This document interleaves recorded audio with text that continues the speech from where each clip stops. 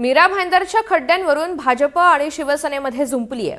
भाजपचे आमदार नरेंद्र मेहता यांनी पत्रकार परिषद घेत राज्य सरकार आणि सार्वजनिक बांधकाम विभागावरती टीका केली आहे। तसंच 11 ऑगस्टला रास्ता रोको आंदोलन करण्याची घोषणा सुद्धा केली।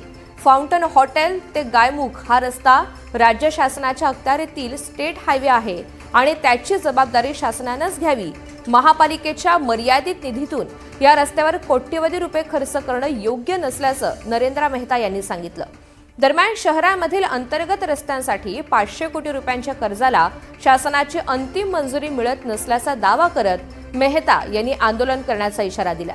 त्यामुळे फाउंटन गायमुख रस्त्याचा प्रश्न आता केवळ खड्ड्यांचा न राहता युतीमधील राजकीय संघर्षाचा देखील मुद्दा बनलाय। मीरा भाईंदर महानगरपालिकाची इन्कम एवढी नाही, कारण या ठिकाणी कॉर्पोरेट नाही, इंडस्ट्रीज नाही, काही नाही।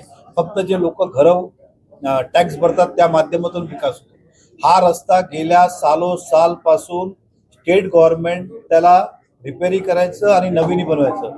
मधल्या काळात बॉडी नसताना इकडचा आमदारांचा हट्टामुळे तो रस्ता महापालिकेला ताब्यात देण्यात आला। आता त्या रस्त्याला दरवर्षी 8-10 कोटी रुपये खर्च आहे, म्हणून महापालिकेने हा निर्णय घेतला की तो रस्ता महापालिका सांभाळू शकत नाही, तो स्टेट हायवे मीरा भाईंदरचा रस्ता नाहीये, म्हणून तो रस्ता महापालिका परत दिला शासनाला की आपण त्याला मेंटेन करा, आमची कॅपॅसिटी नाही आणि तुम्हाला मेंटेन करायचं असेल तर आम्हाला पैसे द्यावे लागेल महापालिकेला, तरच तो मेंटेन करता येईल।